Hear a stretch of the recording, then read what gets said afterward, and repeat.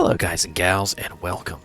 So today we're going to look at another unique item, and this unique item is one that is fairly sought after in the community, and I have had some questions about. This item is Dracul's Grasp Vampirebone Gauntlets. Now Vampirebone Gauntlets are elite versions, so they do not upgrade, and if you happen to find an ethereal version, they're probably not going to be very much use, except for maybe in PvP perhaps, where durability doesn't go down.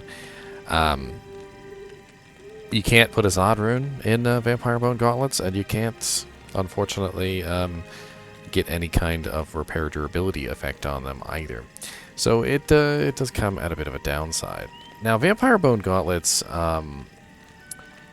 are, unfortunately, these particular gloves, the Vampirebone gloves, the Dracul's Grasp, tend to be great for certain characters and not so great for others. And the reason why people use them is not for most of the effects on them.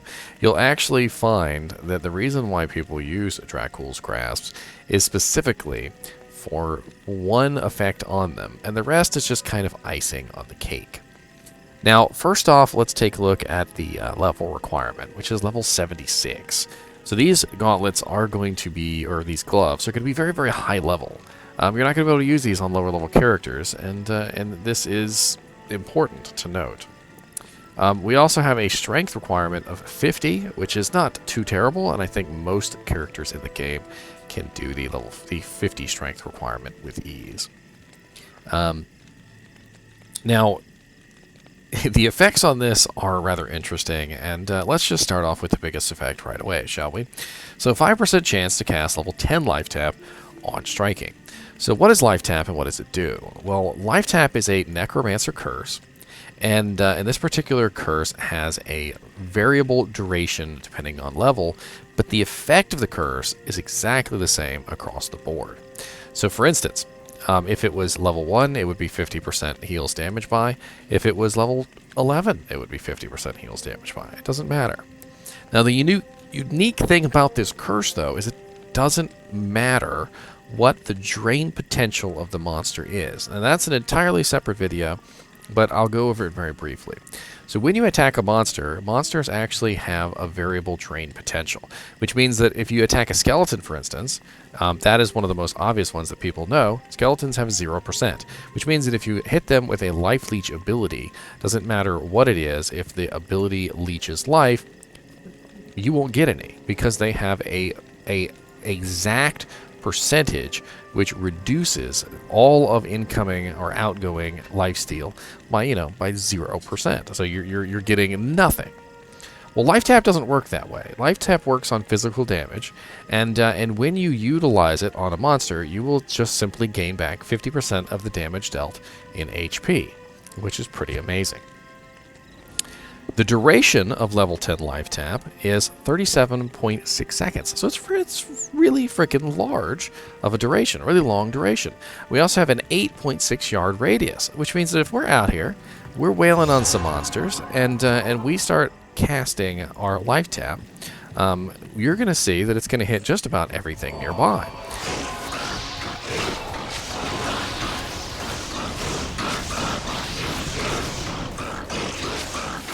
Of course, it doesn't want to proc for me.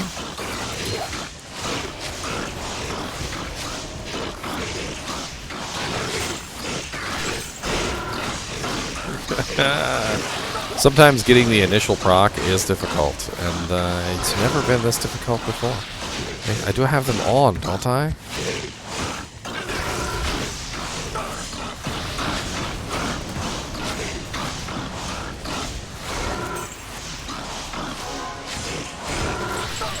Let's go play around with the monsters down here, shall we?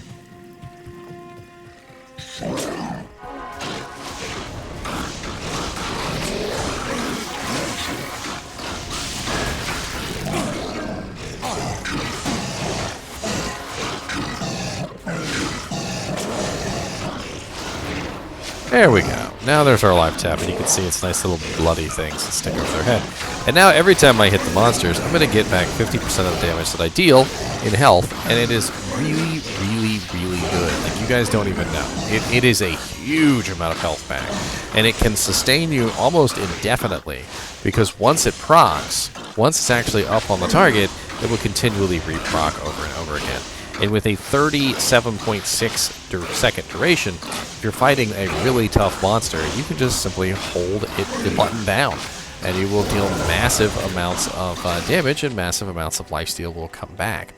And this effect works with Smite, which is one of the reasons why people love to use it in general, is that they really want to have lifesteal with Smite. Unfortunately, Smite does not lifesteal. I'm not sure if you guys have ever noticed this before, but when you attack a monster with Smite, there's no red procs above your head. It doesn't actually steal any life back. But the unique properties of Life Tap allow you to lifesteal with Smite, which is why it is so important as a smiting paladin to have Life Tap. Now, granted, Life Tap is good for other characters as well, not just Smite paladins. We also have some other effects here. So we've got 10% life stolen per hit. So not only does it have a huge 50% life steal whenever you deal damage to a target, it also gives you 10% life steal as well on top of that, which will act like normal life steal. So very, very nice there. And we also have 25% chance of open wounds.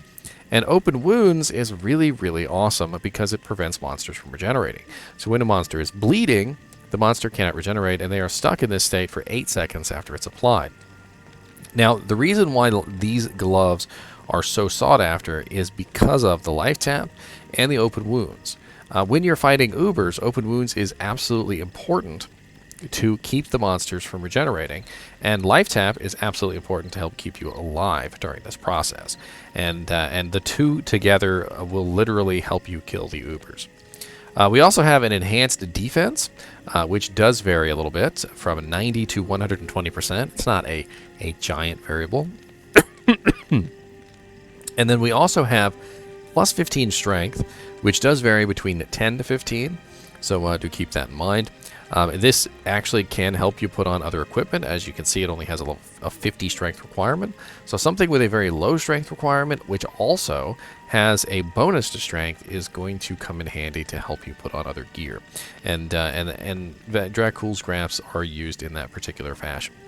We also have plus 6 to life after each kill. So not only does these gloves have life tap on striking, not only do they have life steal on striking, but they also have the ability to restore life on every single kill. So you're talking about 6 life every single time something dies. And if you happen to be a character who can kill a lot of monsters at a time, like, say, for instance, a Javazon, who can literally murder about 30 or 40 cows at one time, you're talking about, 10 is 60, 20 is 120, another 60 on top of that is what, 60, 70, 80, so 180 life with like one throw of your javelin or 2 throws of your javelin. It can be pretty powerful when you consider that you're killing a rather large number of cows or monsters at a time. And obviously not as powerful when you're just killing one, like Ubers, but it's definitely something that comes in handy. Now, who can use these gauntlets? Due to their lack of 20% IAS, you're going to have to work in increased attack speed on other characters. But any character that doesn't require increased attack speed on equipment, like, for instance, a shape-shifting druid, or perhaps a Blade Fury Assassin, things like that can utilize the life tap on striking will get some benefit from this. And if you can manage to get your increased attack speed in some other way, like maybe you socket your Herald of Zakarum shield with a 15% increased attack speed jewel, or you're running High Lord's Wrath and Nosferatu's Coil, or whatever it happens to be, and you've countered the lack of increased attack speed on the gauntlets with something else, you can definitely utilize these on a character that would need attack speed as well, and it's going to come in handy if you are in the Ubers, because it's going to give you an ability to restore your health almost indefinitely. These particular gauntlets are fairly well sought after, and where do they drop? Now that's a very good question. So let's go ahead and we're gonna search up the treasure class. D2, and we're going to find the treasure classes of all the items, and we're going to search for Dracul's Grasp. So Dracul's Grasp are a TC 63 item, which means that they will drop in essentially any zone that is level 61 or higher.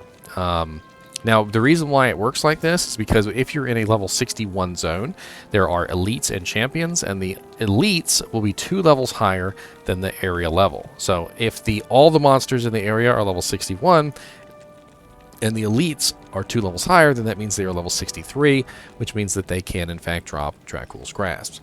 Now, where can you go that have a level 61 or higher area? So for that, we're going to search for area level D2, and we can pull up the area level list, and we will very quickly find out that the area levels of 61 start around Act 5 Nightmare.